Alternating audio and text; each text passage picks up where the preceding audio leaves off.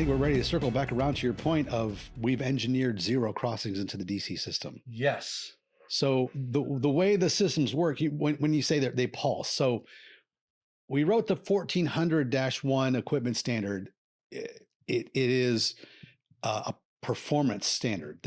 We're not telling you how to make these systems. We're saying here's the behavior you have to match. And really, what it comes down to is there's these shock curves. The UL has a shock curve, but they call it their 1-year-old curve. Okay. So IEC has some livestock and human shock documents, 60479-1-2. You can take -1 is 10 milliseconds and over shock curves, and the -2 is 10 milliseconds and below. Right. You can take those two curves and map them together, and then ULs is basically just like a 60% derating of that, and that's supposed to cover, the weight of a 1-year-old who might wander over to something and stick their finger in it. Sure. And so, as you might imagine, someone who's heavier could take more shock than someone who isn't. Mm-hmm. I can take a lot. don't be looking over here, Chad. The three of us. Shame on you. The three of us can all take some shock. Yeah. That's why I tell Bobby Joe. See, there's a benefit. To being big. Yeah. Okay. Yeah. So the way that it does that, the way the systems I'm familiar with does that, though, is they are pulsing, but it's not the voltage. So if the simplest way I can pulse it is I can disconnect my power supply and my load. I get those two things synced together. They both come off the wire, and then I just measure the wire. If I don't have a fault, the voltage will stay constant. So the voltage should hardly decay at all. What will go to zero-ish is the current. So we're pulsing the current. Okay. Yeah. So you're maintaining a voltage, say it's 430, whatever the voltage is. You're maintaining that voltage, and then you disconnect with the load, and you can disconnect both ends. Yeah, there's multiple ways to do it. Right. But yeah, you disconnect and you watch the voltage on the cable. If the voltage decays too much, I have a fault. I have a leakage path, and I don't turn my current back on. Oh, that's what gets you your shock protection. Yes. And that's what and your any type of protection. So if there's any fault in the system, you detect it because you've disconnected from or done the secret sauce. Yeah. Everybody has probably their own way. Right. You've disconnected, and then if you see a decay in voltage, then you've got leakage somewhere because you're powering something else. Yes. And then you just don't turn it back on. We're managing the faults. Hence fault managed power. Right. Wow. So an FMP system is required to protect for line-to-line faults. So like a circuit breaker. Sure. Line to ground faults like a GFCI, and arc faults like an AFCI. So you can view it as a circuit breaker, GFC, AFCA, all in one unit. Right. And you said GFCI, right? Yeah. Yeah. So and I saw there was a report, because when those claims came out, I remember when I first read, I can't remember what year it was. It was a while ago.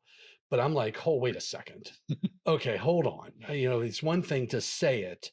It's another thing to actually, because it's not evaluated to 1699. It's not evaluated to 943. No. And things like that. So then UL did research, and they verified that it does do what the technology is claiming it does. So first off is we looked at 1699, we looked at 943 along with the 60479 documents and 2240 or something. There's some EV charging documents too. Okay. So we researched all those things and picked and chose things from each one and brought them into 1400 because we're engineers. We don't reinvent the wheel. Oh yeah. We reuse as much as possible.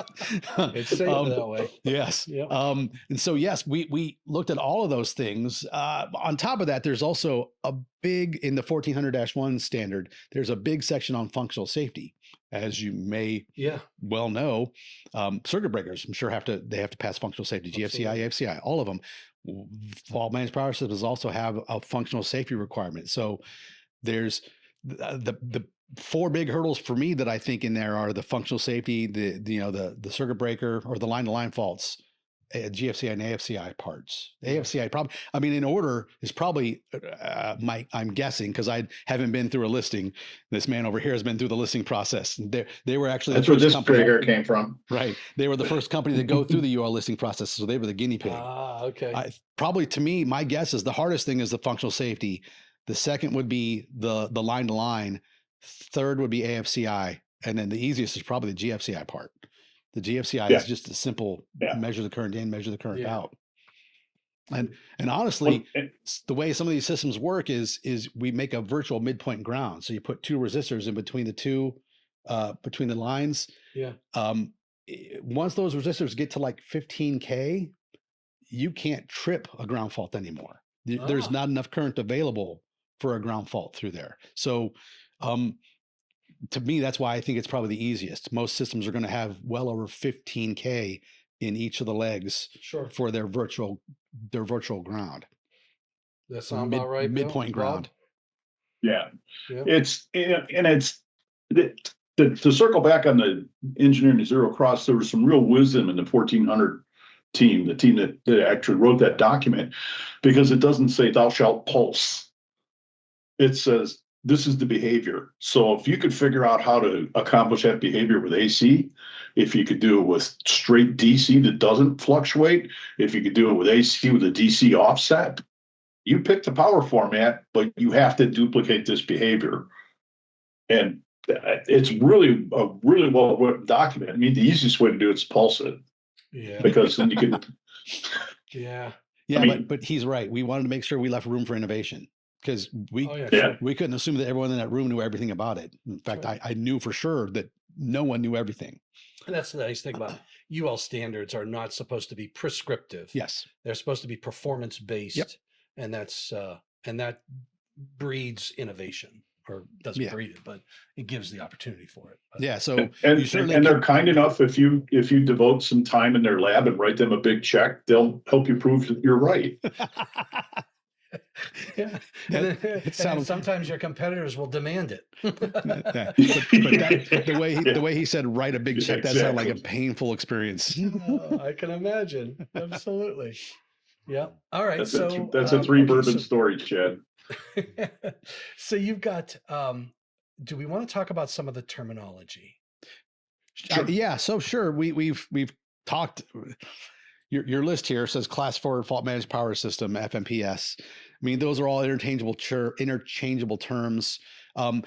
In the NEC, though, I made sure that we put two terms in there because I also wanted to leave room for innovation, future innovation. Right. So we have fault managed power as the classification, and in Class 4 as one of the fault managed power systems. Yeah, but we don't define in the code fault managed, do we? I think so. There's a definition of fault managed power. I'm pretty sure, but it might say Class 4 fault managed power. Oh no, there it is. Fault managed power, FMP. It's a powering system that monitors for faults and controls current delivered to ensure fault energy is limited. And that was it's about current. Yeah. And well, really, it's about the energy delivered into a fault. Yeah. So specifically human, your heart can only take so much. Yeah. So it's sort of like the reverse defibrillator. We want to make sure that we're not defibrillating your heart. We're not fibrillating your heart. Fibrillating. Yeah. Fibrillating. Yeah. We don't want to send you into fibrillation. Yeah. So you do have fault managed power, and then there'll be a Class 4 definition. There's a Class 4 up above, and they put all the Class 4 stuff. Yeah. So we have a transmitter, a receiver, Class 4 cable. Yeah. So you have a Class 4 circuit. Yes, that is the transmitter. And the receiver. No, the wiring between the transmitter and receiver. Yeah, is the circuit. Oh yeah. That's right. So the terminology is transmitter. That's our power supply. Yep. And you can see why we call it a transmitter, because we're turning off, checking, and then turning back on. So we stop transmitting if we find a fault. And the receiver actually has a part to play in it. It needs to at least be passive at a minimum, if not an active participant in it. Gotcha. So Yeah. it would, the receiver is the one that basically says, hey, I'm here and I'm ready. I'm connected. Yeah. And then the transmitter would recognize that. That's another good point. So if you walk up to an FMP system and you put your fingers on it without any transmitter connected, there shouldn't be voltage there. Right. If it is, it should sense that, oh, I've see a load, but I haven't seen my receiver, and turn the power off. Yes. Yeah. Okay. So, but you know, there's terms in the industry. One of the things I've heard is called cold power. PoE, the IEEE compliant PoE is cold power. There's not voltage on the port until I plug in Oh yeah, a powered device. Yep. So the PSE doesn't have power up. That it's, you know, it's 48 volts nominal, upwards of 60 volts. 60 volts isn't there until I've discovered a load, my powered device. Gotcha. And actually there's two steps: discovery and classification. So I see there's a device there, then it tells me how much power it wants.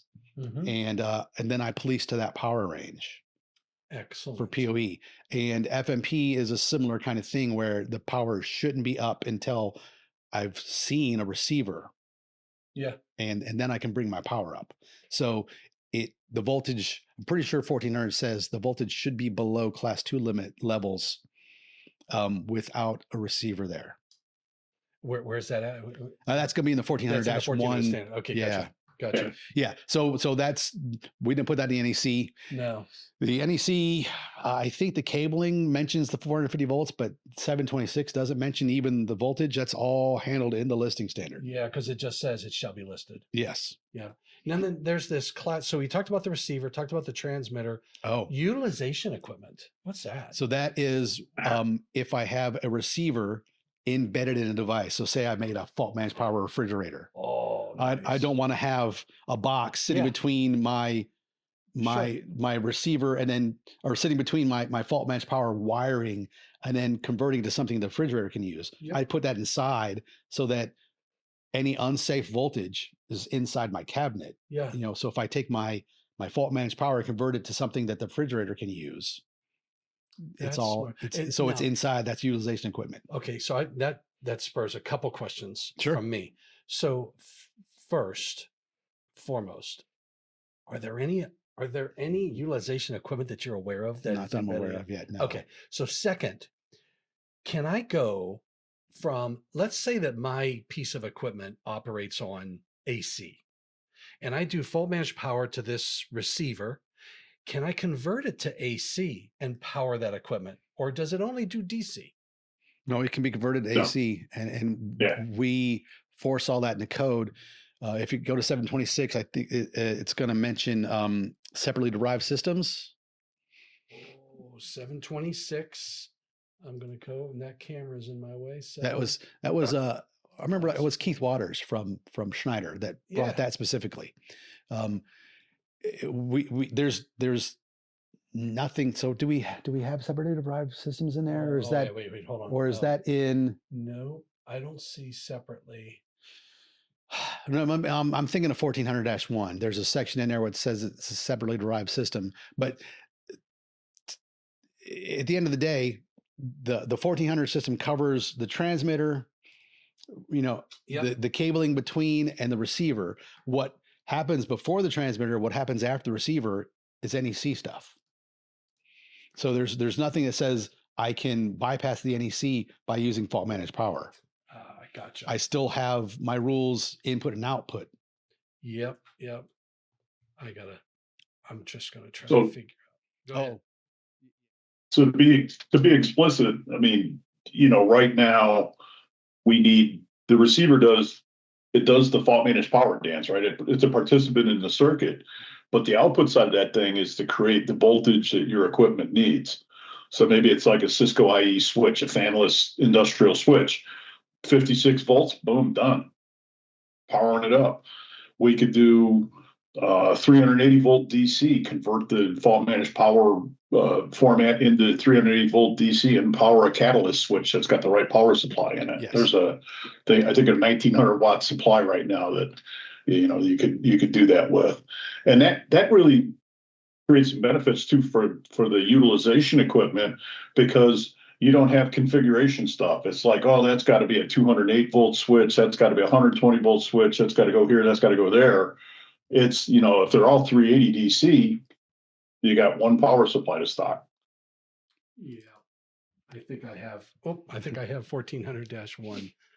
I On just your wanna, machine. yeah. Yeah. I'm locked out of my account. So there's I- 1400. I know there is a, There's that's the dash 2. Yeah, there's the dash 1. There's a section about separately derived systems, but I don't know if you guys have an AC output receiver at Panduit, do you, Bob? Not right now. We're using a downstream inverter right now. Yeah. So I think I've seen one from Volt Server, if I recall. That's section 9.1, separately derived systems. Yeah. So all right. So you can convert that into an AC and power an AC system, but I'm sure it's power limited as well. You've got to think about the load because it is power limited to begin with. Right. Because I have power limits on the input. Yeah. My one problem with that though is when I go AC, now I need to have a local ground. I didn't carry a ground with me across. So that's the point of the separately derived system, is I need to make sure I have ground at that end. So I have to install a ground. You really have to plan for it. You do. Yeah. I mean, if you were going to do a refrigerator, for example, you could bring the class 4 wiring to it, plug it in, but then you would have to bring a separate equipment grounding conductor, correct, and bond that piece of equipment back to your source. If it's separately derived, you need to ground it right there. If you're going to convert it to AC. So that's why I think the power is leaving it DC. Yeah. And honestly, when you go look at the circuit, most like a refrigerator, most refrigerators today are DC motors. Absolutely right. So why would I convert to AC, waste power, and then convert back to DC, waste power? That's that's the whole thought. I know Current OS is going through this whole process of, just leverage DC power and forget about the all of those conversions because it's power loss. Yeah. So I'm always going to get power to the building from AC. I mean, unless I have a solar farm in the backyard and I'm making DC out there. Sure. AC is the delivery method, but I can buy a big AC to DC inverter in the basement, get a high efficiency one, and then run the rest of the building on DC. Yeah. And I can use fault managed power to distribute that DC through the building. That's right. And then I wouldn't need conduit anymore. Now they did that, and I know I'm skipping ahead here, but you sparked it. You're thinking of the what's the hotel? Yeah, it's the hotel, Bob. in Fort Worth. Sinclair. The Sinclair Marriott in Fort Worth. Yes. So the way I understand the Sinclair, they did fault managed power down in the basement. They do FMP class 4 up to the room. Then they convert to PoE and power all kinds of stuff inside that room. Yep. And that is what you just described earlier. You said Cisco has that switch that you power it, bring the data. That PoE switch in their rooms is our switch. Ah, so you're in the Sinclair. Yeah. Did you stay in a room down there? I did. Bob and I, CSA did a version of FMP for Canada. Yeah. And we had our final meeting down there, and we got a tour of the building. Nice. The guy who runs Sinclair Digital for the technical side of it is Luis Suau. Yeah. He's ex-Cisco. I knew him when he worked at Cisco. Oh, okay. So good friends with him. He took us on the tour. It's great. Yeah. It's very, very interesting. But yes, all the Volt Server gears in the basement. Yep. And it looks like category cable that runs up. So it's a historic building, and the guy he needed to upgrade the power to make it into a hotel. It wasn't a hotel. So you needed power for every room. It wasn't a hotel. It was not a hotel. It was an office building for Sinclair Oil. Yeah, it was. I didn't know that. Yeah. So and it's a beautiful Art Deco building. I mean, the interior is like, and he didn't want to put giant holes in it to run conduit and run AC to all the floors. So that's why he actually had to work hand in hand with the Fort Worth AHJ and walk them through every single aspect of it. So he was a real innovator there, and also just put in tons of work. And now they have a business, Sinclair Digital. Yes, and they're doing more. Yeah. They did one, the Marcel in Connecticut, as I recall. They did a Mauser warehouse down there in Texas. You know what we need to do? Yeah. I've got an idea, Bob. The three of us need to go on the road and stay at every hotel. I only wear 2. So that's Okay. that's a serious road trip from Connecticut to Fort Worth. That is. It'd be a short road trip, Tom, but I like where you're going. Yeah. I mean, I'm sure as we went from Connecticut down to Fort Worth, we could pass through Lexington and maybe grab a couple bottles on the way. Oh, yeah. That's You're true. scratching me And right that itch would now. that would make the program a lot more exciting. Yes, it would. I love it. Bob Okay. and I spend a lot of time together, and there's a lot of bar time. That's well, I've got a bar back there, so Excellent. you haven't seen that yet. Well, that's a little bit later. All right. So okay. So we talked a little bit about the terms, and I think we hit all the terms that we have in the NEC. We also hit where's my Article 100? So I think we hit Class 4 transmitter receiver power system, Class 4 device. Any active device connected to the Class 4.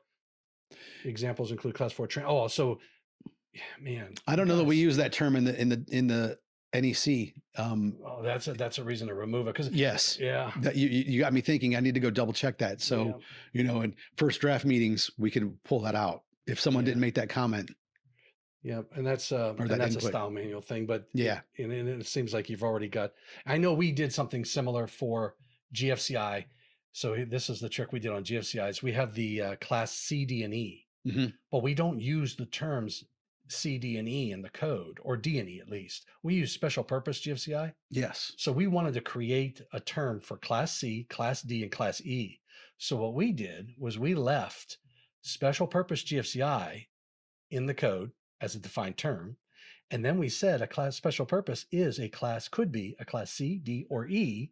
And then that gave us the ability to create the definitions for a class C, D, and E, which don't exist anywhere else other than that one definition. Oh boy. Oh yeah. It was some finagling, but we wanted to get it in there because this cycle we're going to get rid of the special purpose. Gotcha. GCI. And you're gonna call that class D or whatever. Exactly. Yeah. Gotcha. And you may have done something similar with this, where you might be able to say, now we don't use device, but we don't need it. Right. We put it there to make sure we could use it, and if we didn't, then yeah. That's what panel is that? 3? That's those panel 3, guys. So it was panel 3. With the reorganization, it's moved to panel 16. So I was on panel 3, Bob was on 16. We're now both on panel 16. But weren't they going? So here, I know this is probably a little divergent, but I thought they were going to get rid of 16 and everything was going to be in 3.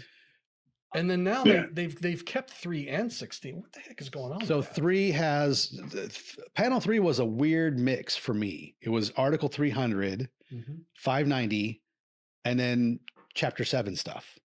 Okay. So I'm there for the Chapter 7 stuff. I learned a lot about 300 and 590. And I'd like to think I was useful, because I'm going there with, I'm the dummy. I don't know anything. Sure.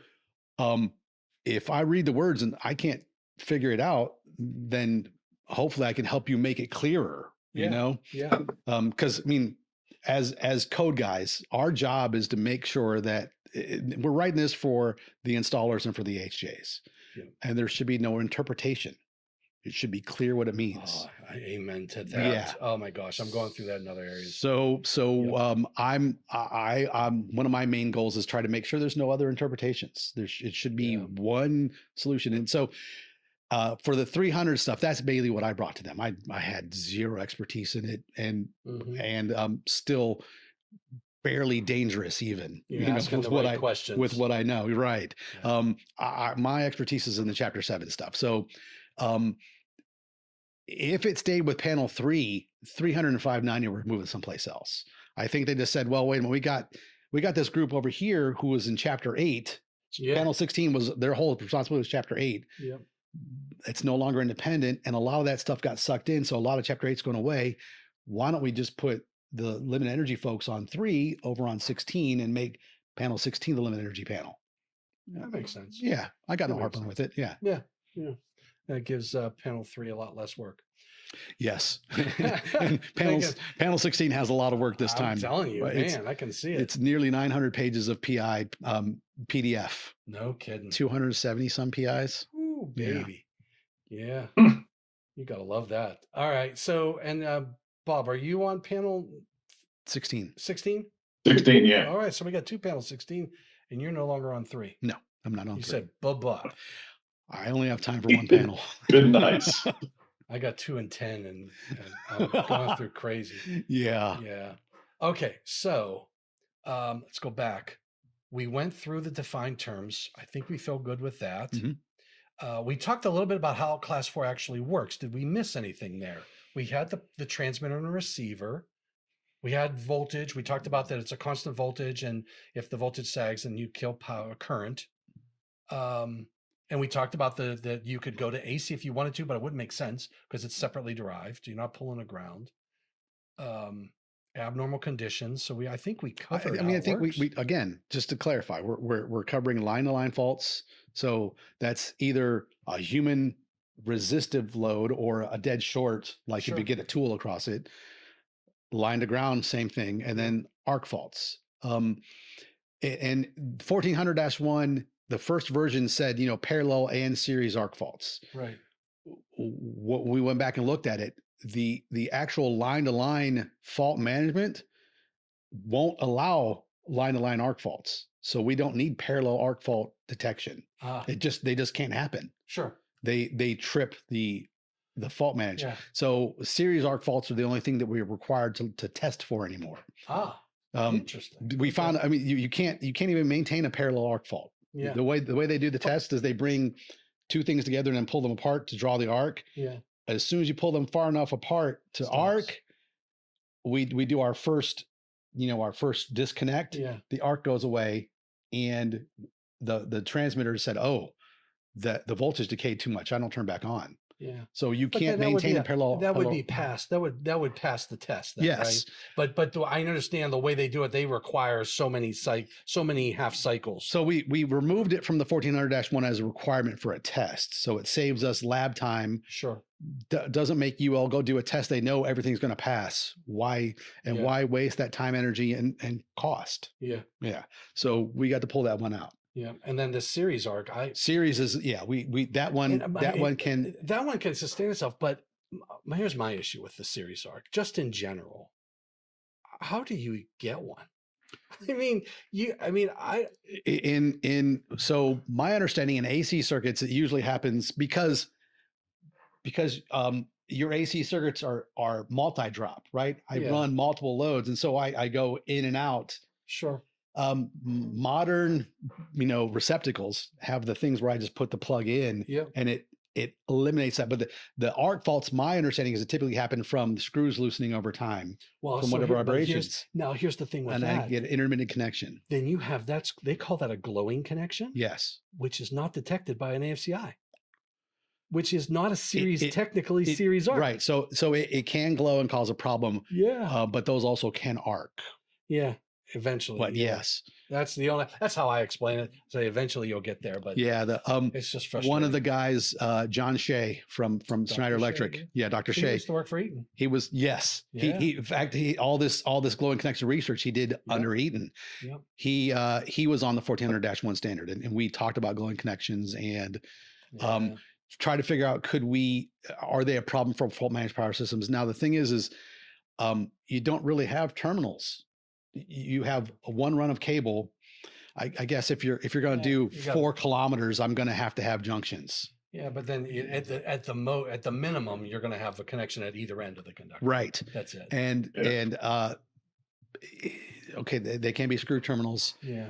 But they're not hidden behind the wall. So if you had a glowing connection, it might be easier to spot if someone actually steps into the equipment room. And I think there's a lot of ideas on how to solve that. And Dr. Shea had some patents on that technology. But yeah, there's opportunities all around us. But class 4, how it works, I think we got that one covered.